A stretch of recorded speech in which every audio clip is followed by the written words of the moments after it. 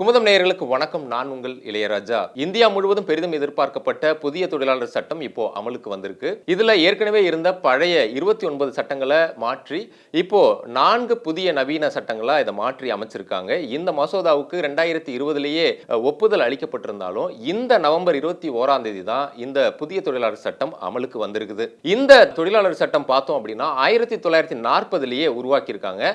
கிட்டத்தட்ட ஒரு 70 ஆண்டுகள் கழிச்சு தான் இதுல இப்போ மாற்றத்தை பண்ணிருக்காங்க.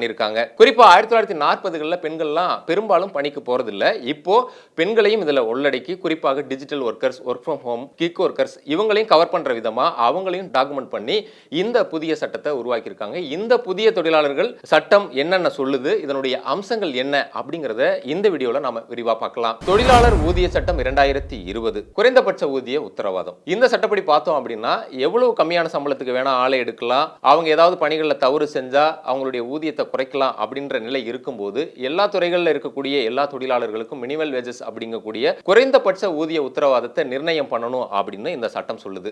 இதற்கு முன்னாடி பார்த்தோம் அப்படின்னா எல்லா துறைகளிலும் இருக்கக்கூடிய எல்லா தொழிலாளர்களுக்கும் இந்த குறைந்தபட்ச ஊதிய நிர்ணய சட்டம் அப்படிங்கிறது இல்லாம இருந்துச்சு. அதை இப்ப இதுல மாற்றி கொடுத்திருக்காங்க. இப்போ நிறைய இடங்கள்ல கான்ட்ராக்ட், இன்டர்ன்ஷிப், பிரஷர் அப்படிங்கிற பேர்ல நிறைய குறைந்தபட்ச ஊதியத்துக்கு ஆள் எடுக்கிறாங்க.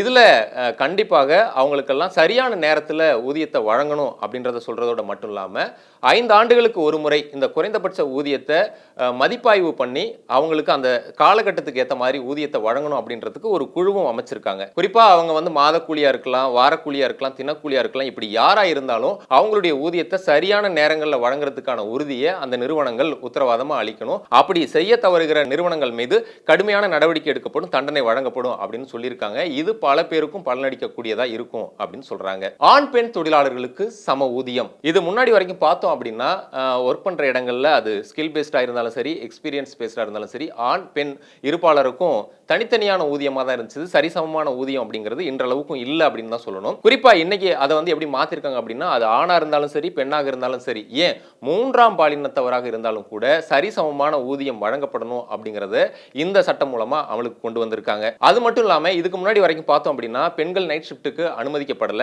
இப்போ இந்த சட்டம் மூலமா பெண்களை நைட் ஷிஃப்ட் அனுமதிக்கிறதோட மட்டும் இல்லாம அந்தந்த நிறுவனங்கள் பெண்களுக்கு பாதுகாப்பு வழங்குறத உறுதி செய்யணும் அப்படின்னு சொல்லியிருக்காங்க. சமூக பாதுகாப்பு திட்டம் எல்லா தொழிலாளர்களுக்கும் தனித்தனியே UAN வழங்கப்படணும். இதுவரைக்கும் பார்த்தோம் அப்படின்னா டாக்குமெண்டட் ஒர்க்கர்ஸ்க்கு மட்டுமே இது இருந்தது. ஆனா இப்போ அப்படி கிடையாது. அது டிஜிட்டல் ஒர்க்கர்ஸா இருக்கலாம், இல்ல டெலிவரி பாய்ஸா இருக்கட்டும், யாரா இருந்தாலும் இந்த யுனிவர்சல் அக்கவுண்ட் நம்பர் உறுதி செய்யப்படணும் அப்படின்றத சொல்லியிருக்காங்க. அதுபோல அமைப்பு சாரா தொழிலாளர்களுக்கும் இந்த ESIC, EPFO, மருத்துவ காப்பீடு, பென்ஷன் இது எல்லாமே அவங்களுக்கும் பண்ணணும் அப்படின்றத சொல்லியிருக்காங்க. அது மட்டும் இல்லாமல் குறிப்பா அன்டாக்குமெண்டட் ஒர்க்கர்ஸ் அப்படின்னு சொல்றவங்களுக்கும் குறிப்பிட்ட பணத்தை பிடிச்சிக்கிட்டு அவங்களுக்கும் இந்த சலுகையை எல்லாம் அந்த நிறுவனங்கள் சாத்தியப்படுத்தணும் அப்படிங்கிறதையும் சொல்லியிருக்காங்க. இதுவரை பார்த்தோம் அப்படின்னா இந்த ESIC அப்படின்றது அது மருத்துவமனையா இருக்கலாம், இல்ல மருந்து வாங்கக்கூடிய இடங்களா இருக்கலாம். இது எல்லாம் ஒரு 560 மாவட்டங்கள்ல மட்டும்தான் இந்த வசதிகள் இருக்குது. அதை இப்போ 740 மாவட்டங்களா அதிகரிக்கணும் அப்படிங்கிறதையும் சொல்லியிருக்காங்க. கிராஜுவிட்டி அப்படிங்கிற இந்த பணிக்கொடையை பெறணும் அப்படின்னா இது வரைக்கும் ஒரு 5 ஆண்டு காலம் அவங்க பணிபுரியணும் அப்படின்ற விதி தான் இது வரைக்கும் இருந்துச்சு. அதுவும் குறிப்பா ஒப்பந்தத்தில் கான்ட்ராக்ட்ல பணிபுரியறவங்களுக்கு இது கிடைக்குமா அப்படிங்கிறது இன்றளவுக்கும் அது ஒரு கேள்விக்குறியா தான் இருந்துச்சு. ஆனா இப்போ பிக்சட் டைம் எம்ப்ளாயிஸ், அதாவது ஓராண்டு காலம் இப்போ பணிபுரிந்தாலே போதும் அவங்களுக்கு கிராஜுவிட்டிக்கு எலிஜிபிள் ஆகுறாங்க. தொழில்முறை பாதுகாப்பு, சுகாதாரம் மற்றும் பணியிடம் சூழல் சட்டம். இந்த சட்டத்துல புலம்பெயர் தொழிலாளர்கள் மற்றும் பெண்களுக்கான பணியிட பாதுகாப்பை உறுதி செய்யறாங்க. குறிப்பாக புலம்பெயர்ந்து பணி செய்யக்கூடிய தொழிலாளர்களுக்கான ஒரு தனி போர்ட்டல் அமைச்சு அவங்கள டாக்குமெண்ட் பண்றாங்க. இதன் மூலமாக புலம்பெயர் தொழிலாளர்கள் இனி அவங்கள பணிக்கு அமர்த்தின ஒப்பந்ததாரர்களை நம்பி இருக்க வேண்டிய சூழல் இனி இல்ல. இனி இந்த நேஷனல் போர்ட்டல் மூலமாக அவங்களுடைய விவரங்களை நாம தெரிஞ்சுக்கலாம். அது மட்டும் இல்லாம இந்த புலம்பெயர் தொழிலாளர்கள் ஒரு இடத்துல பணி செய்யறாங்க அப்படின்னா அவங்கள பணிக்கு அமர்த்தின அந்த ஒப்பந்ததாரர் அவங்கள வருடத்திற்கு ஒரு முறை சொந்த ஊர் செல்வதற்கு பயணப்படியும் வருடத்திற்கு ஒரு முறை மருத்துவ பரிசோதனை செய்யறதையும் அவங்க உறுதிப்படுத்தணும் அப்படின்னு சொல்லியிருக்காங்க. அது மட்டும் இல்லாம இவங்களுடைய ஒரு நாளைக்கான பணி நேரம் அப்படிங்கிறது 8 மணி நேரம் அப்படின்னும் அதுக்கு மேல அவங்க ஓவர் டைம் பார்த்தா அதுக்கு ரெட்டிப்பு சம்பளம் தரணும் அப்படிங்கிறது மட்டும் இல்லாம அதை ஆவணம் செய்யணும் அப்படின்னு சொல்லியிருக்காங்க. அதே மாதிரி இந்த புலம்பெயர் தொழிலாளர்களுக்கு ஏதாவது பிரச்சனை அப்படின்னா மாநில அளவிலான உதவி எண்கள் அவங்களுக்கு வழங்கப்படணும் அப்படின்னு சொல்றதோட அவங்களுக்கு இந்த பாதுகாப்பை எல்லாம் உறுதி செய்யும் விதமா இந்த சட்டம் அமைஞ்சிருக்கு. பெண்களுக்கான பேறுகால விடுப்பு இதுவரை 12 வாரங்களாக இருந்த நிலையில் தற்போது அதை 26 வாரங்களாக உயர்த்தியிருக்காங்க. இந்த சட்டம் இதன் மூலமாக பெண்கள் மற்றும் புலம்பெயர் தொழிலாளர்களுக்கான பாதுகாப்பை உறுதி பண்ணியிருக்குது. தொழில்துறை தொடர்புகள் சட்டம். ஒரு நிறுவனத்துல ஒரு எம்ப்ளாய் எம்ப்ளாயுடைய ஸ்கில், அவர் போதுமான அளவுக்கு அவருக்கு ஸ்கில் இல்லை, இந்த வேலைக்கு சூட் ஆகல அப்படின்றதுனால அவர் பணி நீக்கம் செய்கிறாங்க அப்படின்னா கட்டாயம் அவருக்கு 15 நாள் ஊதியத்தை கொடுத்து தான் பணி நீக்கம் செய்யணும் அப்படிங்கிறத இந்த சட்டம் உறுதிப்படுத்துது. அது மட்டும் இல்லாமல் தொழிலாளர்களுக்கான பிரச்சனைகளுக்கு தீர்வு அளிக்கிறதுக்காக ஒரு தீர்ப்பாயம் ஒன்று அமைக்கணும் அப்படின்னும் இந்த சட்டம் சொல்லுது. அது எவ்வளவு பெரிய பிரச்சனையா இருந்தாலும் சரி, குறுகிய காலத்தில் அது தீர்வு காணணும் அப்படிங்கிறதுனால தேசிய அளவில் இதுக்குன்னு ஒரு தீர்ப்பாயம் அமைக்கணும் அப்படிங்கிறதையும் இந்த சட்டம் சொல்லுது. அதே மாதிரி தொழிற்சங்கங்கள், அதாவது பெரிய பெரிய நிறுவனங்கள்ல தொழிற்சங்கங்கள் இருக்கும் இல்லையா, அங்கெல்லாம் 51% வாக்குகள் அல்லது அதற்கு மேலான வாக்குகள் இருந்தால் மட்டும்தான் பேச்சுவார்த்தைக்கான அங்கீகாரமே அந்த தொழிற்சங்கத்துக்கு கிடைக்கும் அப்படின்னு இந்த சட்டம் சொல்லுது.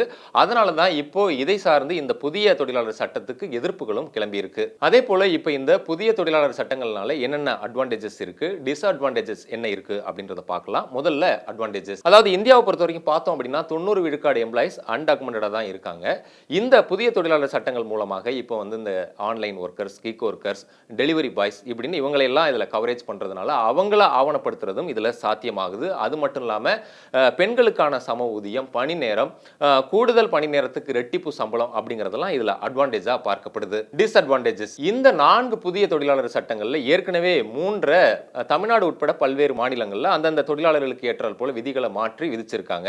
அதனால இந்த புதிய சட்டங்கள்னால ஏற்கனவே மாநில அரசுகள் கொண்டு வந்திருக்கக்கூடிய தொழிலாளர்களுக்கான சலுகைகள்ல ஏதாவது பாதிப்பு ஏற்படுமா அப்படிங்கிற சந்தேகமும் இருந்திருக்கு. அது மட்டும் இல்லாம இதை எக்ஸிக்யூட் பண்றதுக்கு நிறைய நடைமுறை சாத்தியங்கள், குறைபாடுகள் இருக்கும் அப்படின்றதும் பார்க்கறாங்க. அதே போல இந்த சட்டத்தை அமல்படுத்துறது சாத்தியமா அப்படிங்கிற கேள்வியும் எழுந்திருக்குது. அது மட்டும் இல்லாம நாம இதுக்கு முன்னாடி பேசியது போல தீர்ப்பாயம் அமைக்கிறதா இருக்கட்டும், நிதி உதவி, காப்பீடு, இது போன்ற பல்வேறு விஷயங்கள்னால கைக்கு வரக்கூடிய சம்பளம் ரொம்பவே குறைஞ்சிடும் அப்படின்ற எதிர்ப்பும் இதற்கு இருக்கு. இது போன்ற பல்வேறு எதிர்ப்புகள் இருக்கிறதுனால இடதுசாரிகள் கட்சிகள் வரக்கூடிய டிசம்பர் மாதத்துல இந்த புதிய தொழிலாளர் சட்டத்தை எதிர்த்து போராட்டம் பண்றதாகவும் அறிவிச்சிருக்காங்க. இந்த தொழிலாளர் சட்டம் 2020 நடைமுறைக்கு கொண்டு வரும்போது மட்டும்தான் தெரியும் இதுல என்னென்ன உண்மையிலேயே அனுகூலமா இருக்கு, என்னென்ன பிரச்சனைகள் இருக்கு அப்படின்றத நாம நடைமுறைக்கு வரும்போது தான் நாம பார்க்க முடியும்.